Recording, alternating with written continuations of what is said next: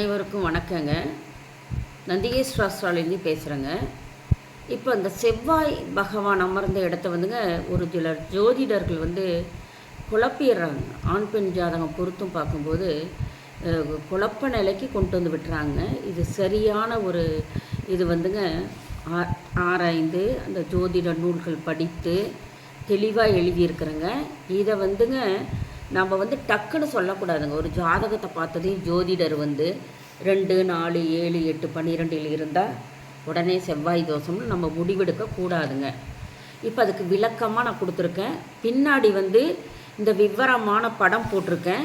கடைசி வரைக்கும் கேட்டுட்டு பொறுமையாக அந்த படத்து விவரத்தையும் பாருங்கள். கடைசியில் நான் அந்த படத்து விளக்கத்தை கொடுத்துருக்கேன்.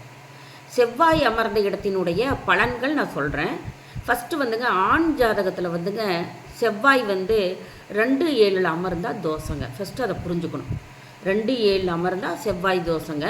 அதுக்கு பரிவர்த்தனை, அதுக்கு நாம் சொல்கிற இதெல்லாம் அமர்ந்திருந்தால் அந்த பரிகாரம் அதில் தோஷம் நிவர்த்தனை ஆகும். இல்லைன்னா நிவர்த்தனை ஆகாதுங்க. ஆணுக்கு 2, 7 இருந்தால் நான் சொல்கிற மாதிரி இருந்ததுன்னா பரிவர்த்தனை இந்த தோஷங்கள் நிவர்த்தனை ஆகும். இப்போ அப்படி இல்லைன்னா இவங்கெல்லாம் தோஷங்களை நிவர்த்தனை பண்ணிக்கணுங்க. பெண் ஜாதகத்தில் செவ்வாய் 4, 12 இருந்தால் கண்டிப்பாக அந்த பெண்ணுக்கு நிறைய தோஷம் இருக்குதுன்னு அர்த்தங்க. ஆண் பெண் ஜாதகத்தில் 8 இருந்துட்டாவே தோஷம் தாங்க. இவங்கெல்லாம் பரிகாரம் செஞ்சுக்கணும். நிவர்த்தனை இருக்குங்க. அதுக்கு அது எலிஜிபிள் ஆகுமான்னு பார்த்துக்கணுங்க. அதுக்கு இப்போ ஆண் பெண் ஜாதகத்தில் 8 அமர்ந்தால் 2 பேர்த்துக்குமே தோஷம்னு சொல்லிட்டேன். அடுத்தது ரிஷப லக்கணமாக ஆகி ஒரு பெண் ஜாதகத்திலேயோ ஆண் ஜாதகத்திலேயோ ரிஷப லக்கணமாக ஆகி செவ்வாய் மிதுனம் 2 இருந்தால் நல்லா புரிஞ்சுக்குங்க. ரிஷப லக்கணம் 1ன்னு எண்ணி அடுத்த இடத்துலையே மிதுன லக்கணத்தில் செவ்வாய் அமர்ந்தா செவ்வாய் தோஷம் கிடையாது. ரிஷப லக்கணமாக இருந்து மிதுன லக்கணம் 2ஆம் இடம் செவ்வாய்ன்னு யூகிக்கக்கூடாது. ஆணாக இருந்தால் அதிக தோஷம்னு பரிகாரம் செய்ய தேவையில்லை.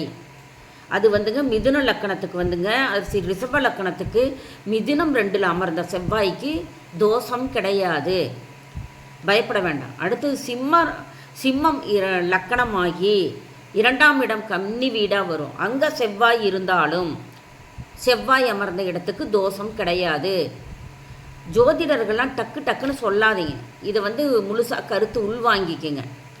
அடுத்தது ரிஷபம் 12ஆம் ஆகி ரிஷபத்தில் 12ஆம் இடமாகி லக்கணம் ரிஷப லக்கணம் 12னா லக்கணம் என்னவாக இருக்கும்? மிதுன லக்கணமாக இருக்குங்க. அப்போது மிதுன லக்கணமாகி ரிஷபம் 12 ஆகி அதில் செவ்வாய் அமர்ந்திருந்தால் செவ்வாய் தோஷம் கிடையாது. 12 செவ்வாயின்னு யூகிக்கக்கூடாது.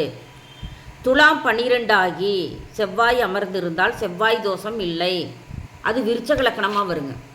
விருச்சக லக்கணமாகி துலாம் 12ஆம் இடத்தில் செவ்வாய் அமர்ந்திருந்தால் செவ்வாய் தோஷம் இல்லை.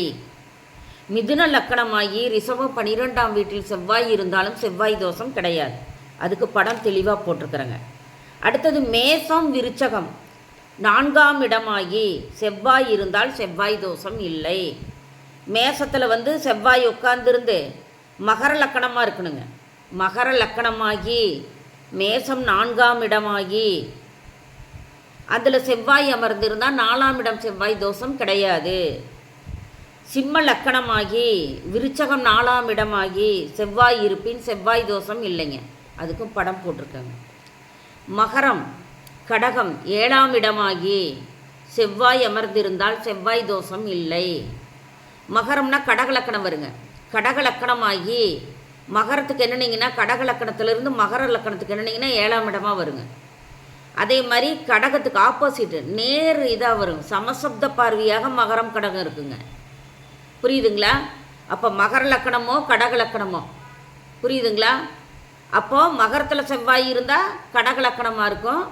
கடகத்தில் செவ்வாய் இருந்தால் மகர லக்கணமாக. இது 2 சமசப்த பார்வையாக இருக்குங்க. அப்போ 7ஆம் இடமாய் செவ்வாய் அமர்ந்திருந்தால் செவ்வாய் தோஷம் இல்லை. அப்போ மகரத்தில் செவ்வாய் அமர்ந்திருந்தாலோ கடகத்தில் செவ்வாய் அமர்ந்திருந்தாலோ அப்போ கடகத்தில் செவ்வாய் இருந்தால் மகர லக்கணமாக இருக்கும். மகரத்தில் செவ்வாய் இருந்தால் கடக லக்கணமாக இருக்கும். இதில் இருந்தாலும் 7ஆம் இடம் செவ்வாய் தோஷம் கிடையாதுங்க. நல்லா புரிஞ்சுக்கணும்.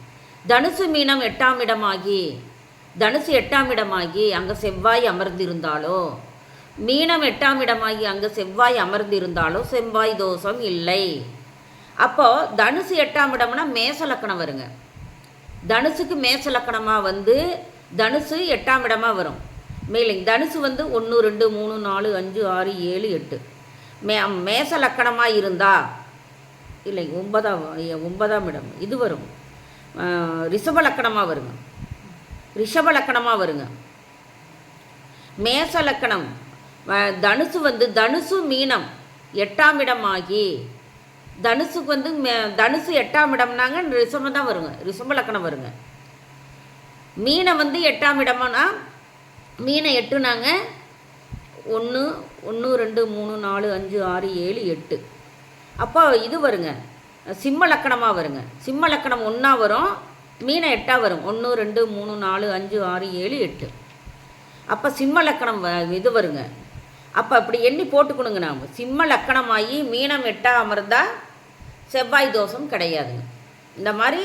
இந்த மாதிரி எல்லாம் ஒரு பதிவிடு முக்கியமான இதெல்லாம் இருக்குதுங்க. அப்போ நாம் வந்துங்க அதை வந்து சரியாக பார்க்காம, உங்களுக்கு உங்கள் பிள்ளைக்கு செவ்வாய் இருக்குதுங்க, செவ்வாய் தோஷம் மாப்பிள்ளை தான் ஜாதகம் பார்க்கணுன்னா அவங்க வந்து கனவுகள்லாம் சிதறி போயிட்டே இருக்குங்க. எப்படின்னா, ஒரு கூட பிறந்த ஒரு உறவினர்கள் பையனுக்கு கொடுக்கலான்னு இருப்பாங்க. அவங்க வந்து அவங்க வீட்டில் எதிர்பார்ப்பு நிறையா இருந்திருக்கும். டக்குன்னு பார்த்தது சேராதுங்க, இது வந்து கண்டிப்பாக சேராதுங்க அப்படின்ட்டு அவங்க என்ன நினைப்பாங்க? அந்த மாதிரிலாம் டக்குன்னு சொல்லக்கூடாது. எனக்கு ஜாதகம் வந்ததுங்க, கண்டிப்பாக நீங்கள் மூக்கலான்னு தாங்க நான் சொல்லியிருக்கேன். அப்போது சரி, ரிஷப லக்கணமாகி தனுசு 8ஆம் இடமானாலுமே 8ஆம் இடம் டக்குன்னு செவ்வாயின்னு சொல்லாதீங்க. இதுக்கு வந்துங்க ஒரு நிவர்த்தனை ஒன்று இருக்குங்க. அது எப்படின்னா, இந்த செவ்வாய்க்கெல்லாம் வீடு கொடுத்துருக்குது இல்லைங்க, அது எந்த வீடாக இருந்தாலும் சரிங்க, செவ்வாய் உட்காந்துருந்த அதிபதி. இப்போ தனுசு வீட்டில் செவ்வாய் இருந்தால் தனுசு அதிபதி குரு. இப்போ வந்து மகர வீட்டில் செவ்வாய் அமர்ந்திருந்தால் மகர வீட்டுக்கு அதிபதி யாருங்க? சனி பகவான். அந்த அதிபதி எங்கே உட்காந்துருக்குன்னு பார்க்கணுங்க நம்ம. அப்போது செவ்வாய் அமர்ந்த இடம் வந்துங்க, செவ்வாய்க்கு இடம் கொடுத்த ராசி அதிபதி அது லக்கணத்திலேயே இருந்தாலோ 4 1 4 5 7 9 10 இருந்தாலோ அந்த தோஷ நிவர்த்தனி ஆயிருங்க. அது தோசை இல்லை. இவ்வளவு பரிகாரம் வந்து சொல்லியுமே இன்னும் முக்கியமான வயதுனா, செவ்வாய்க்கு வீடு கொடுத்த அதிபதி செவ்வாயோடவே இணைந்தாலோ 1 4, அப்போ வந்து செவ்வாயினா 1 தான், செவ்வாயிலிருந்து என்ன போகிறோம். அப்போ செவ்வாய் கொடுத்த அந்த வீட்டு அதிபதி உக்காந்துட்டாவே தோசை இல்லைங்கிறாங்க. அப்போ 1 4 5 7 9 10 நின்றுட்டா செவ்வாய்க்கு வீடு கொடுத்த அதிபதி செவ்வாய் தோஷம் நிவர்த்தனி ஆயிருங்களாம். அப்புறம் செவ்வாயோட சுப கிரகங்கள் புதன், சந்திரன், சுக்கிரன், குரு, வளர்பிறை சந்திரனுங்க. வளர்பிறை சந்திரன் தாங்க உங்களுக்கு வந்து சுபகிரகமாக எடுத்துக்கணும். தேய்பிறை சந்திரன் வந்து அசுபகிரகமாக தான் எடுத்துக்கணும்.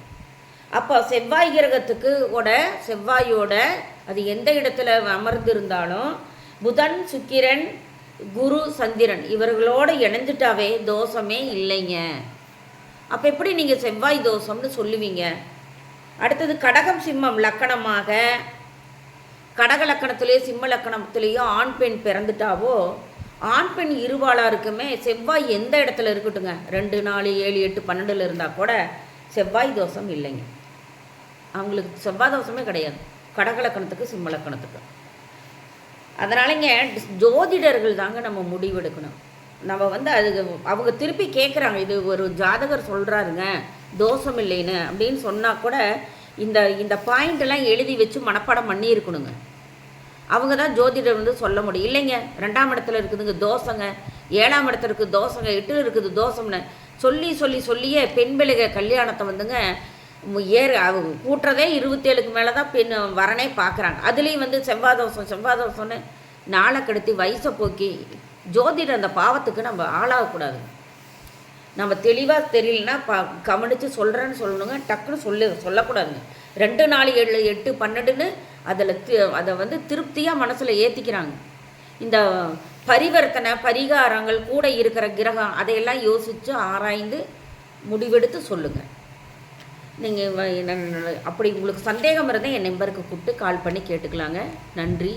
சுபங்க. இந்த மேப்பு வந்துங்க இப்போ வந்து நான் உங்களுக்கு பின்னாடி கடைசீட்டில் நான் போடுறேன்றதுக்கு அப்போ தெளிவாக போட்டிருக்கேன், பார்த்துக்கோங்க.